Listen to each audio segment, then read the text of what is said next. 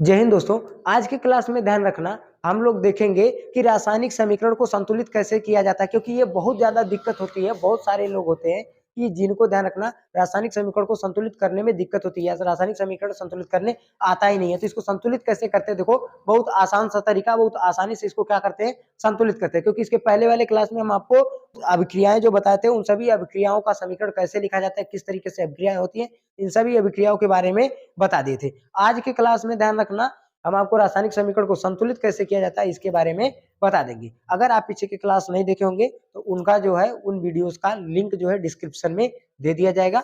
आप अच्छे तरीके से उनको क्या कीजिएगा, देख लीजिएगा। तो देखिए, सबसे पहले हम लोग रासायनिक समीकरण को संतुलित कैसे करते हैं। तो सबसे पहले हम लोग एक समीकरण लिख लेते हैं, जैसे H2 प्लस O2। इस समीकरण को हम लोग क्या किए, लिख लिए। H2O2 को लिख लिए तो क्या बनाएगा, H2O बनाएगा कि नहीं। अब एक काम करना, ऐसे पाही पारना पेट फाड़ करके इसका, और इधर लिख देना, एक तरफ लिख देना अभिकारक, इस तरफ अभिकारक है तो लिख देना अभिकारक,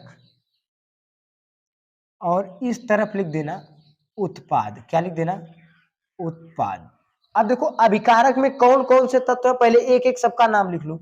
हाइड्रोजन है, लिख दो। ऑक्सीजन है, लिख दो। इधर भी क्या है, हाइड्रोजन ऑक्सीजन, लिख दिए। देखो हाइड्रोजन के कै परमाणु, कै परमाणु का मतलब है यहाँ कै ठो गिनती लगी है, तो दो लगी है ना। तो कितने परमाणु है हाइड्रोजन के, दो। ऑक्सीजन के लिए कै ठो लगी है, दो। तो कितने परमाणु होंगे, दो। हाइड्रोजन के यहाँ पे कै ठो लगी है, दो। तो कितने होंगे, दो। ऑक्सीजन के लिए कै लगी है, कुछ भी नहीं लगा है। जहां कुछ नहीं होता वहां पे क्या होता है, एक। तो ऑक्सीजन के कै परमाणु, एक। कोई दिक्कत नहीं है ना। अब देखो देखेंगे तो हाइड्रोजन के दो, हाइड्रोजन के दो संतुलित है। ऑक्सीजन के दो है, इधर कितना है, एक है ना।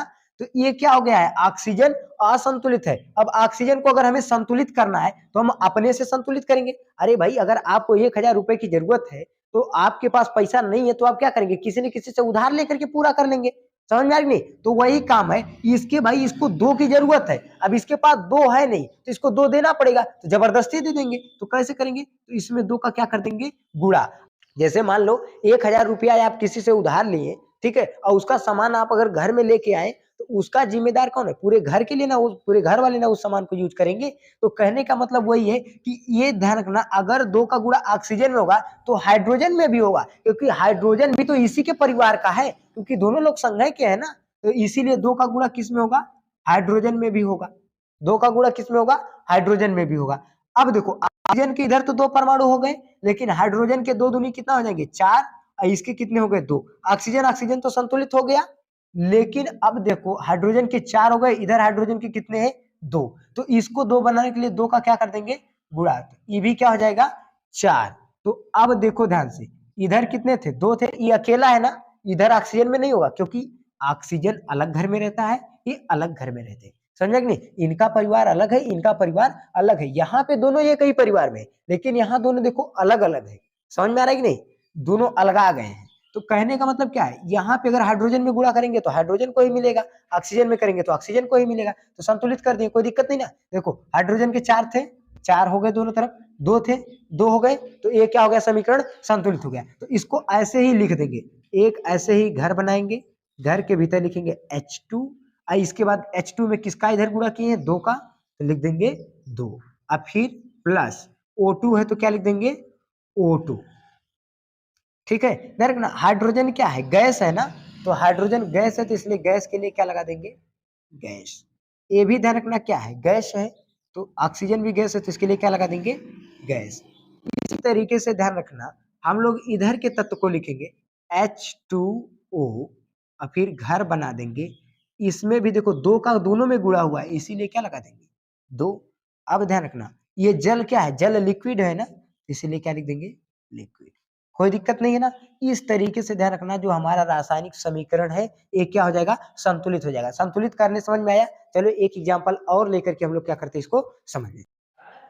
देखो हम दूसरा एग्जांपल देख लेते हैं। क्या दूसरा एग्जांपल है, Mg प्लस O2 क्या बनाएगा, MgO। क्या बनाएगा, MgO। अब हम लोग यहाँ पे लिख देंगे, देखो ध्यान से, इधर क्या आ जाएगा, अभिकारक, क्या लिख देंगे, अभिकारक, और इधर लिख देंगे उत्पाद। अभिकारक में कौन कौन से तत्व हैं, देखो Mg आया है और क्या आया है O, इधर भी उत्पाद में भी Mg है और क्या है O। अब भाई इसको लिखने की दिक्कत तो है नहीं, आपको बता ही दिए कैसे लिखेंगे। अब देखो Mg के क्या परमाणु, एक, O के कितने दिख रहे हैं, दो, Mg के कितने, एक, O के एक। अब ध्यान रखना हमें क्या करना है, हम लोगों को O के ध्यान रखना, Mg के एक है, Mg के एक संतुलित है, O के इधर दो है, इधर कितने हैं, एक। अब O को कितना बनाना है, दो बनाना है ना, तो क्या करेंगे, इसमें दो का क्या कर देंगे, गुणा। तो दो का गुणा करेंगे इसमें, ये क्या आ जाएगा, दो तो हो जाएगा, लेकिन दो का इसमें गुणा होगा तो साथ साथ इसमें भी होगा, क्योंकि दोनों एक ही परिवार के हैं, एक ही थाली के चट्टे बंटे हैं, तो इसमें भी दो का गुणा करेंगे तो ये भी कितना आ जाएगा, दो। कोई दिक्कत नहीं है ना। अब देखो Mg भी दो हो गया, ए भी दो हो गया, ए भाई साहब ये दोनों लोग तो संतुलित हो गए, लेकिन Mg इधर क्या हो गया, असंतुलित हो गया, तो इधर Mg में भी किसका गुणा कर देंगे, दो का, तो ए भी क्या आ जाएगा, दो। देखो Mg भी संतुलित, इधर भी Mg के दो, इधर भी Mg के दो, Mg संतुलित, ऑक्सीजन के दो, ऑक्सीजन के दो, दोनों क्या आ जाएंगे, संतुलित। अब ध्यान रखना हम आपको बता दिए कि Mg में इधर गुणा हुआ तो इधर काहे नहीं गुणा हुआ, क्योंकि बता दिए कि दोनों ये एक तरीके के नहीं, एक परिवार के नहीं है, इसमें दोनों एक ही परिवार के, तो दोनों में हो गया। तो अब ध्यान रखना हम लोग क्या करेंगे, Mg में किसका गुणा किया, दो का, लिखेंगे 2Mg, 2Mg। अब Mg मैग्नीशियम, मैग्नीशियम क्या है, धातु है यानी सॉलिड है, तो इसको क्या लिख देंगे, सॉलिड लिख देंगे।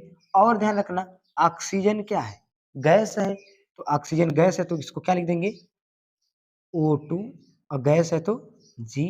और उसके बाद ध्यान रखना MgO, तो Mg को क्या लिख देंगे भाई, ध्यान रखना इसमें ब्रैकेट में लिख देंगे, ध्यान रखना इधर 2 का मल्टीप्लाई कर देंगे, भाई 2 का मल्टीप्लाई किए तो लिख देंगे CO, और ये क्या बनाया है, लवण बनाया है, इसलिए लिख देंगे AQ, लवण। ठीक है, कोई दिक्कत नहीं, समझ में आ गया, धातु ऑक्साइड बनाया हो जाएगा, कोई दिक्कत नहीं है ना, समझ में आ गया अच्छे तरीके से।